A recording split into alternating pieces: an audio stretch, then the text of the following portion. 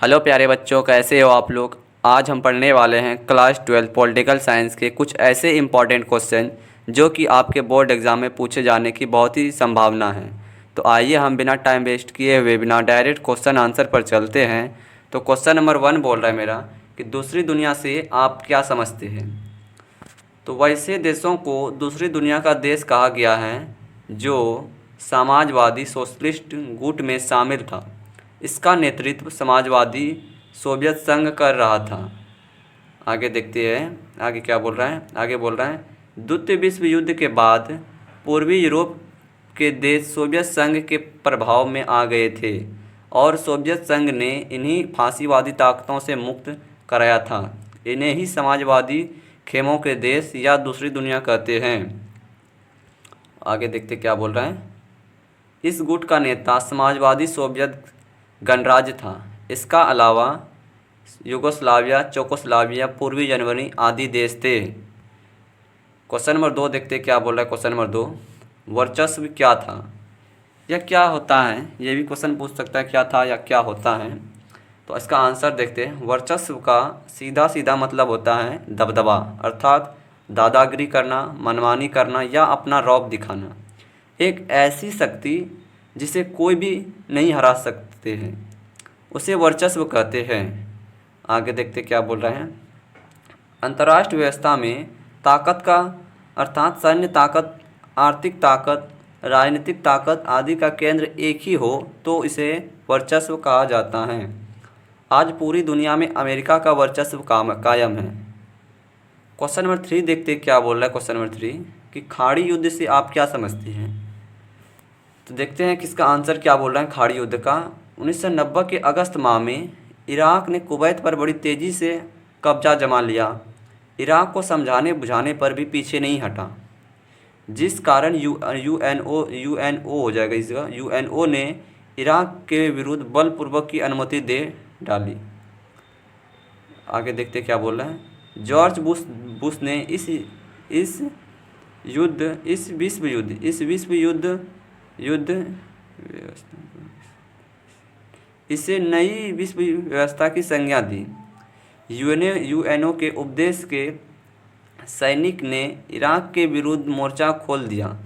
इस युद्ध में अमेरिका का निर्णायक भूमिका रही क्योंकि इसमें 95% सैनिक अमेरिका का ही था और इस युद्ध में 6,60,000 सैनिक ने भाग लिया था।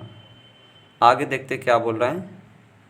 आगे बोल रहा है खाड़ी युद्ध को गल्फ वार और कंप्यूटर युद्ध भी कहा जाते हैं। आगे देखते हैं इस युद्ध को ऑपरेशन डेजर्ट स्टॉर्म या गल्फ वार के नाम से भी जाना जाता है। इराक के खिलाफ 16 जनवरी 1991 को अमेरिका ने ऑपरेशन डेजर्ट स्टॉर्म की शुरुआत की थी। अमेरिका ने 38 देश के साथ मिलकर इराक के खिलाफ इस ऑपरेशन की शुरुआत की थी।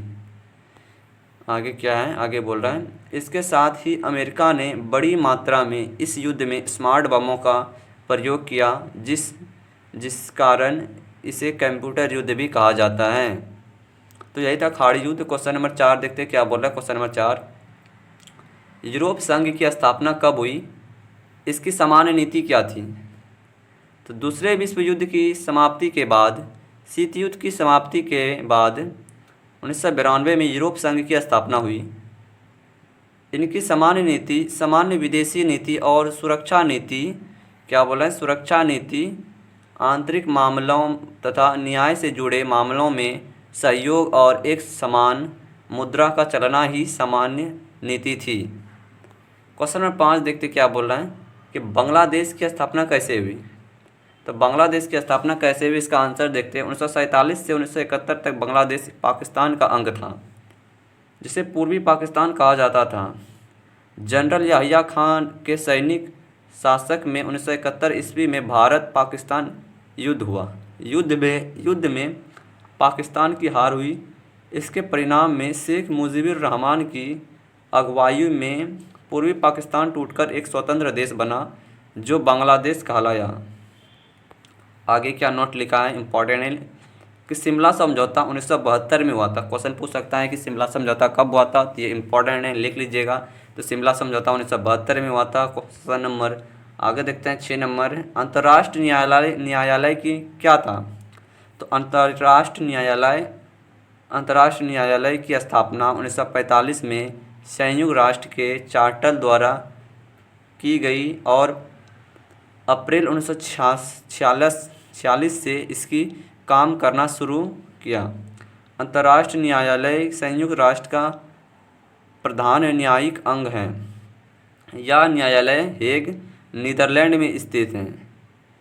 हेग कहाँ पड़ता है? नीदरलैंड में। इस न्यायालय में 15 न्यायाधीशों का चुनाव 9 वर्षों के लिए होता है। 15 न्यायाधीशों का चुनाव कितने वर्षों के लिए होता है? 9 वर्षों के लिए। इस न्यायाधीशों में 193 देश शामिल हैं। यह राष्ट्रों के बीच कानूनी विवादों को सुलझाता है। क्वेश्चन नंबर 7 देखते क्या बोल रहे हैं कि वैश्विक ताप वृद्धि क्या है। तो बोल रहा है क्वेश्चन नंबर 7 का आंसर, वायुमंडल में green house gas methane, carbon dioxide और क्लोरोफ्लोरोकार्बन के बढ़ने के कारण पृथ्वी के औसत तापमान में बढ़ोतरी हो रही है। तापमान में बढ़ोतरी को ही ग्लोबल वार्मिंग कहा जाता है। क्वेश्चन नंबर 8 देख लो क्या बोल रहा है। क्वेश्चन नंबर 8 बोल रहा है कि भारत में दलीय व्यवस्था पर संक्षिप्त टिप्पणी लिखें। तो लिखते हैं, बोल रहा है आंसर, भारत में बहुदलीय व्यवस्था है। कुछ बड़े राजनीतिक दल हैं जो राष्ट्र दल कहलाते हैं, जैसे भारत राष्ट्र कांग्रेस, भारतीय जनता पार्टी, बीजेपी आदि। कुछ क्षेत्र जन राजनीतिक दल हैं, जैसे डीएमके, एडीएमके तमिलनाडु में, तेलुगु आंध्र प्रदेश में आदि। कुछ राजनीतिक दल एक से अधिक राज्य में सक्रिय हैं, जिसे जनता दल कहते हैं। क्वेश्चन नंबर 9 देखते क्या बोला है। क्वेश्चन नंबर 9 बोल रहा है कि भारत में राजनीतिक दलों की क्या उपयोगिता है। भारत में राजनीतिक दलों का होना बहुत ही आवश्यक है, क्योंकि राजनीतिक दल जनता तथा सरकार के बीच कड़ी का काम करता है और राजनीतिक दल ही सरकार के सामने जनता की समस्याओं को उठाता है और सरकार समस्या का समाधान करते हैं। क्वेश्चन नंबर 10 देख लेते क्या बोल रहे हैं। क्वेश्चन नंबर 10, विश्व व्यापार संगठन के विषय में आप क्या जानते हैं। ये क्वेश्चन इंपॉर्टेंट है, मोस्ट वीवीआई इंपॉर्टेंट है, इसको लिख लीजिएगा। क्या है? मोस्ट वीवीआई इंपॉर्टेंट है कि विश्व व्यापार संगठन के विषय में आप क्या जानते हैं। तो विश्व व्यापार संगठन देखिए डैश, यह अंतर्राष्ट्रीय संगठन है। यह विश्व व्यापार के नियमों को तय करता है। आगे देखिए क्या बोल रहे हैं आगे, इसका मुख्यालय जेनेवा में है। कहाँ है विश्व व्यापार संगठन का मुख्यालय? ये क्वेश्चन भी पूछ सकते हैं ऑब्जेक्टिव में कि विश्व व्यापार संगठन का मुख्यालय कहाँ है? जेनेवा में है। इसकी स्थापना कब हुई थी? 1995 में हुई थी। इसके कुल सदस्यों की संख्या कितनी है? 164 है विश्व व्यापार संगठन में कुल सदस्यों की संख्या। तो ये था 10 सब्जेक्टिव क्वेश्चन। इससे आपके बोर्ड एग्जाम में बहुत सारे क्वेश्चन देखने को मिलेंगे। अगर इसी तरह वीडियो चाहते हैं तो चैनल को लाइक, सब्सक्राइब एंड शेयर ज़रूर करें। तब तक के लिए मिलते हैं दूसरे वीडियो में। जय हिंद, जय भारत।